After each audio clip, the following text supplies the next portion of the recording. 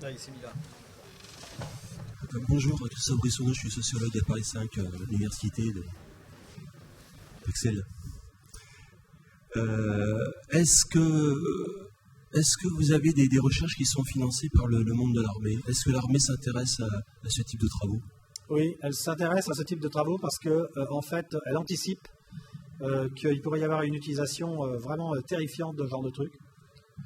À mon avis, c'est pas ce qu'il y a de plus à craindre, parce que, par exemple, s'il fallait faire une maladie nouvelle, mettons, si... Du bioterrorisme, quoi, en gros.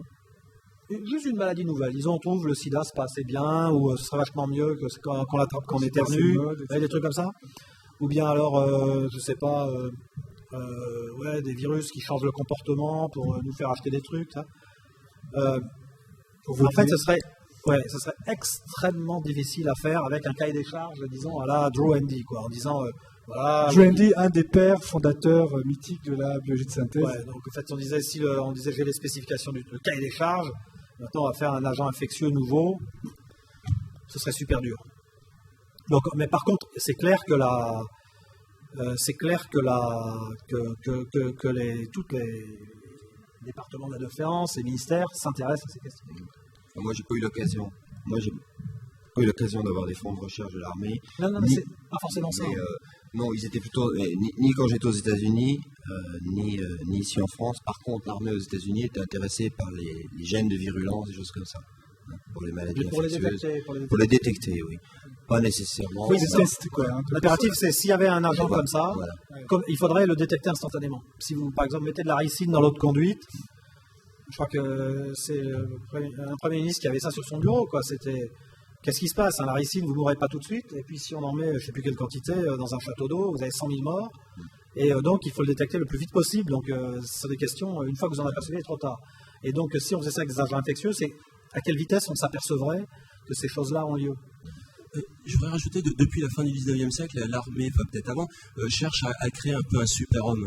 Ah oui, alors voilà, ça par contre, ça c'est vrai. Je viens du sport de haut niveau, c'est aussi pour ça que ça m'intéresse. Les athlètes génétiquement modifiés. Alors ça, l'armée s'intéresse à ça. En particulier, comment survivre à une plaie vraiment grave. Ces questions-là, c'est-à-dire, ça s'appelle c'est porte un nom assez marrant en anglais. C'est des hommes augmentés. Des soldats augmentés, je crois on dit. Les exosquelettes, par exemple. Ouais, non, mais ça, c'est à l'extérieur de vous. Quand c'est dans votre génome, c'est autre chose. C'est plus compliqué. Et la question se pose, et toutes les armées du monde, enfin, dire dans les pays industrialisés, se posent la question de savoir s'il ne faut pas avoir justement des petits programmes génétiques qu'on pourrait activer et qui rendraient, par exemple, le cas numéro 1, c'est résistant au gaz de combat. D'accord? C'est-à-dire que le gaz de combat, on trouve des enzymes qui arrivent à les couper. D'accord? Donc si on vous exprimez ça dans chaque cellule de votre corps, vous craignez plus. Et comment on programme ça? On avale Non, comment on fait pour programmer ça? Oui, ça va beaucoup plus loin. Comment on programmerait ça chez un homme? Comment est-ce qu'on pourrait activer un jour? Ça, c'est super facile, ça. Vous n'avez pas vu le Fluorescent Bunny? Il y a un truc, c'est pareil. Il se vend je crois que le premier, il y a un type qui fait des œuvres d'art transgéniques. Donc il a fait des lapins fluorescents, donc c'est un peu... Ah oui, et ça j'ai vu. Ouais, c'est un peu... Oui, c'est assez spécial. Donc c'est pareil. Donc là, ce que vous voyez qui est fluorescent dans les ongles et tout ça, vous mettez l'enzyme qui clive le gaz de combat au lieu de mettre la protéine fluorescente, c'est tout.